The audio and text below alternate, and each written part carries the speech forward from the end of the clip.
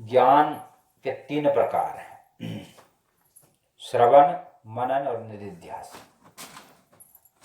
श्रवण बोलते हैं सुनना। सबसे प्रथम सुनना चाहिए, क्योंकि बिना सुने पता नहीं चलेगा। जैसा आप सुनोगे वैसे आपके विचार बनेंगे। तो पहला है सुनना। जो लोग रात दिन संसारी चर्चा सुनते हैं, धन की चर्चा अथवा राज्य में क्या हो रहा है, इन बातों को सुनते तो उनको उसी में दिलचस्पी हो जाती है और उसको ही सुनने में। बहुत से लोग रोज समाचार सुनते हैं, तो वो समाचार सुने, बिना समाचार सुने रह ही नहीं सकते, ऐसा अभ्यास पड़ जाता है। लेकिन जिनको अभ्यास नहीं है वो नहीं सुनते। कोरोना शुरू हुआ था और हमने 3-4 दिन तक मोबाइल पे कोरोना, तो उसमें सब कोरोना ही कोरोना, जहाँ देखो वहीं कोरोना। हमने कहा क्यों इसमें मूड मारो कोरोना में, अपना भजन करो शांति से। ये तो जो होना तो होता रहेगा, ये तो रुकना है या बढ़ना है, घटना जो होगा हो जाएगा, क्यों उसमें दिमाग खपाओ। तो 4 दिन के पीछे उसको हमने बंद कर दिया देखना सुनना, अपने अपने काम में लगे रहे। सब हो गया, समाप्त हो गया, चल रहा है, चलता रहेगा तो दुनिया। हाँ। तो समाचार देखने से संसारी बातें भरती मन में।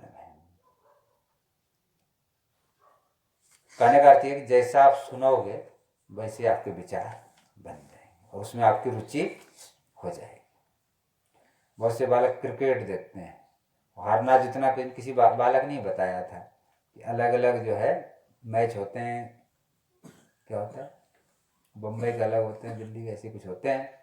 वो खेल तो उसमें अंदर कोई गेम है, तो उसमें हार जीत होता है और बच्चे उसमें मुड़ मारते हैं। हार जीत तो किसी और को होता क्या है, वो खेल में ही होता है, सही तो होता नहीं, वो बनावटी, और उसमें कुछ लाभ मिलता नहीं, वैसे समय नष्ट करते हैं उसमें। एक बात बताओ, गेम खेलने से कुछ मिलता है उसमें से? पैसा मिलता हो या ज्ञानवर्धन होता हो अथवा कोई ऐसी बात होती हो?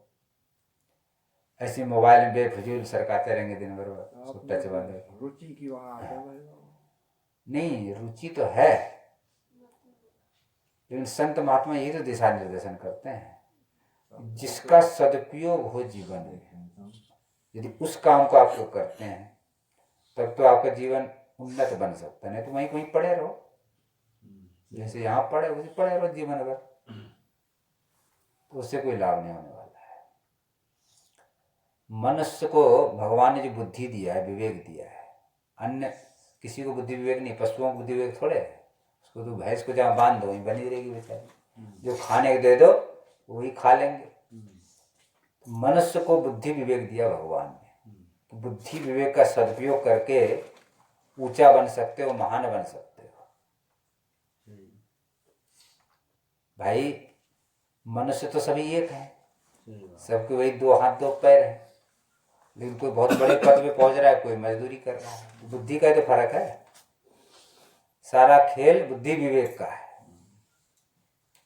जिनका बुद्धि विवेक जितना उन्नत होगा वो उतने ऊंचे स्थान पर पहुंच, बाकी तो सब बराबर। तो मनुष्य को दिया गया बुद्धि विवेक, तो बुद्धि विवेक का उपयोग करना चाहिए। देखो, हर एक चीज के 2 पक्ष हैं, लाभ और हानि, सदुपयोग और दुरुपयोग। अग्नि है, अग्नि से आप भोजन पका लो और चाहे तो किसी के झोपड़ी में आग लगा दो। बिजली है, इससे अनेक बढ़िया काम होते हैं, पंखा चला लो, कूलर चला लो, एसी चला लो, सारे काम हो रहे हैं। और तुम जाके तारे छू लो तो मरने का काम कर लोगे ना, नंगे तार को छू लो, बिजली करंट को। तो बिजली वही है, एक तो कितना सुंदर सुंदर काम कर रहा है, एक मारने वाला भी हो जाता है। तो हर चीज का 2 पक्ष है, सदुपयोग और दुरुपयोग। इसी तरह से मोबाइल है, तो मोबाइल का यदि आप सदुपयोग करते हैं, जो आपके मतलब का काम की वस्तु है, यदि उसको आप उससे काम निकालते हैं तब तो ठीक है। और व्यर्थ में दिन भर लगे रहते हैं उसमें, हमारा कोई सब्जेक्ट नहीं, कोई बात नहीं। जैसे हमारा कोई सब्जेक्ट, हम पढ़ाई में चल रहे हैं, उस सब्जेक्ट से संबंधित बातों को आप ग्रहण करोगे तो पढ़ाई में आगे निकल जाओगे। सब्जेक्ट मैथ का है और हम फिजिक्स को पढ़े जा रहे हैं, तो क्या मैथ में आगे चले जाएंगे? मैथ वाले तो मैथ ही पढ़ना पड़ेगा ना। जिसका जो सब्जेक्ट है वो उसी सब्जेक्ट को पढ़े, उस सब्जेक्ट में आगे बढ़ जाएंगे। इसी तरह से मोबाइल बुरा चीज़ नहीं है, लेकिन उसका सदुपयोग दुरुपयोग करना अपने हाथ। उससे अच्छी अच्छी बातों को भी हम सीख सकते हैं और बुरी बुरी बातों को भी सीख सकते हैं। तो संसार जो गुण और दोष से बना हुआ है, लेकिन जो संत रूपी हंस होते हैं वो गुण रूपी दूध को ग्रहण कर लेते हैं और दोष रूपी दुर्गुण को, पानी को छोड़ देते हैं। एक हंस पक्षी होता है, वो मानसरोवर में रहता है। तो उसकी विशेषता ये है कि दूध और पानी मिला दो तो दूध को पी लेगा, पानी अलग हो जाएगा। पता नहीं उसके भगवान ने कैसा बनावट, मुख में बनावट ऐसा बना दिया है कि दूध पानी मिला दो दूध दूध पी जाएंगे और पानी अलग रह जाएगा। ये भगवान की सृष्टि में। हाँ, जो उनके अंदर भगवान ने बना रखा है, अलग कर देता है। एक और आवे बाबा कथा में, भागवत में आवे बाबा सुना रहो, एक पक्षी ऐसा जो नहार बगैर नहार जहाँ ही रहे वहाँ डाढ़ में कोई जो खानो रह जाए वहाँ ये खावे, कोई कथा में सुना रहे बाबा। बता सो जहाँ सबका फटाक ले जाते बता। हाँ अनेक हैं। सही बात। एक कोई पत्थर है किसी देश में, और पत्थर में से पत्थर जन्म ले लेता है और बढ़ता चला जाता है। पत्थर में से पत्थर पैदा हो जाता है। तो अनेक अद्भुत वस्तुएं संसार में। हाँ, भगवान की सृष्टि है ये, अनेक प्रकार के। तो असत्य नहीं है, सभी सत्य है। तो हम जो कह रहे थे, हमारा कहने का तात्पर्य ये था कि सदुपयोग करना चाहिए हर वस्तु का, उससे लाभ मिलता है। और यदि दुरुपयोग करेंगे तो उससे आपकी हानि होगी। धन है आपके पास, यदि अच्छे काम में लगाते हैं, सत्कर्म में लगाते हैं, तो धन आपको सुख शांति देगा। और यदि उसी धन का आप दुरुपयोग करते हैं जुआ में, शराब में, गलत कार्यों में, तो वही धन आपके लिए दुखदायी हो जाएगा, हानिकारक हो। तो हर एक विषय दो पक्ष है, सदुपयोग और दुरुपयोग। वो आपके ऊपर निर्भर है कि आपको सदुपयोग करना है कि दुरुपयोग करना है। वो मनुष्य इस विषय में भगवान ने उसको छूट दे रखा है। कर्म करने का अधिकार भगवान ने दे रखा है, और जैसा करोगे वैसा फल मिलेगा। ये भगवान की ओर से विधान है। इसमें मनुष्य को स्वतंत्र कर दिया गया है। अब अपनी बुद्धि विवेक लगाना है कि हमको क्या करना है। भगवान ने नियम बना दिया, और भगवान तो सबके लिए एक समान है। लेकिन उसमें जैसे कि सामान्य उदाहरण है, शिक्षक जो पढ़ाता है तो सभी विद्यार्थियों को पढ़ाता है क्लास में, लेकिन जो विद्यार्थी मेहनत करेगा वो अच्छे नंबर से पास होगा, और जो नहीं करेगा तो फेल हो जाएगा। तो अध्यापक का क्या दोष है? वो तो भाई सबको पढ़ा रहा है। इसी तरह से भगवान ने सबको दे दिया अधिकार। अब उसमें मेहनत जो कर लेगा वो उन्नत कर जाएगा, जो नहीं करेगा तो पड़े रहो अपनी जगह। कर्म प्रधान विश्व रचि राखा, जो जस करहि सो तस फल चाखा। तो कर्म प्रधान है, जो जैसा करेगा वैसा फल चखेगा। इसलिए हमेशा सत्कर्म ही करना चाहिए।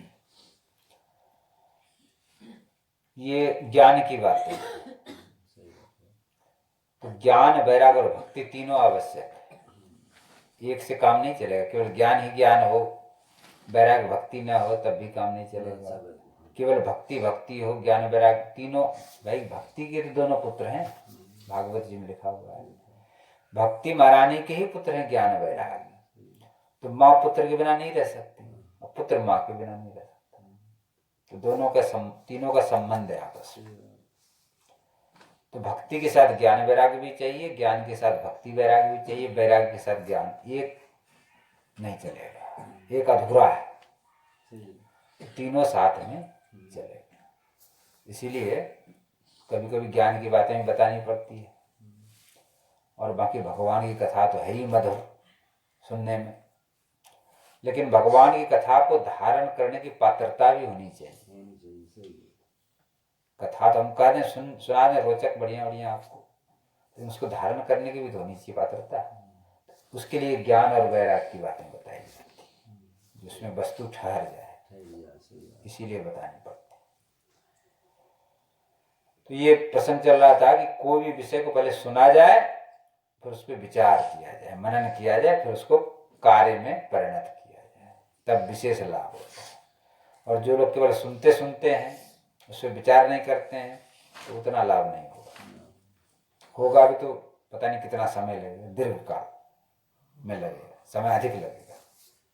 सुन के बाद भूल ही जाओ। हाँ, तो सुनने के बाद उसका मनन करना चाहिए, मनन के बाद उसको जीवन में उतारने का प्रयास करना चाहिए। एक बात ही पकड़ लिया, उसी से काम बन जाता है। इसीलिए कथा में जो सुने उस पर विचार करें और उसके बाद उसको आचरण में लाने का प्रयास करें, तब कथा सुनने का विशेष महत्व है।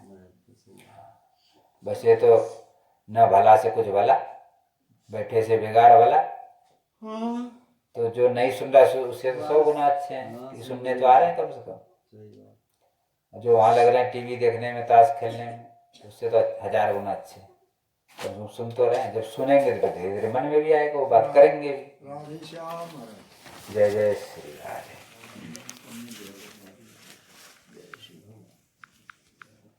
जय श्री